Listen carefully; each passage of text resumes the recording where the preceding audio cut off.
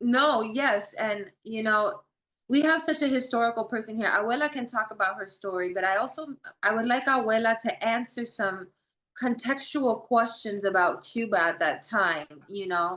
for the people in the audience that are Americans and have their ideas of what Cuba was or was not, at the beginning of the revolution. So, Abuela, I wanna ask you, uh, did Fidel Castro free the slaves, or was slavery already ended in Cuba No, when no, no. It was not a slave.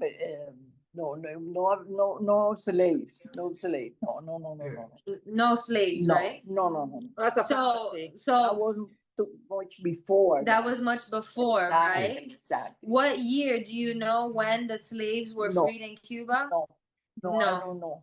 But it no. was much before. It was much before, Yeah, right? yeah. So were there black people in positions of power and government in Cuba when Later on, yes. Later on, yes. It Listen, was but not so much. Batista was mulatto. It Sorry, was not Batista was black. yeah, but it was not so much, discrimination. It was No. not in Cuba. No. The discrimination. If we're going to talk about discrimination, and the black story of the Afro-Cuban story is different. It has a different trajectory than the American slaves. In America, the slaves were taken apart, taken away from their families, taken away from your families.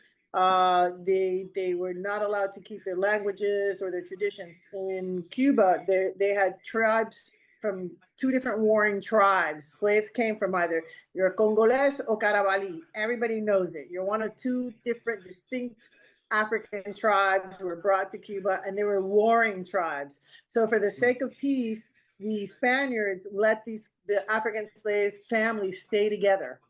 The tribes stayed together. So Afro Cubans have their language, they have their traditions. They speak African, they speak Yoruba, Yoruba. a lot of them, and those traditions were kept up. So that by the time Fidel had come down the pike, there was Cuban social clubs, Afro-Cuban social clubs, private schools that were. My mom always tells me there was private schools that were just black kids, a black girls' school, and it was a private school. They had social clubs, so it was just like any other society. You had different levels depending on where you were at. Okay, and then Abuela,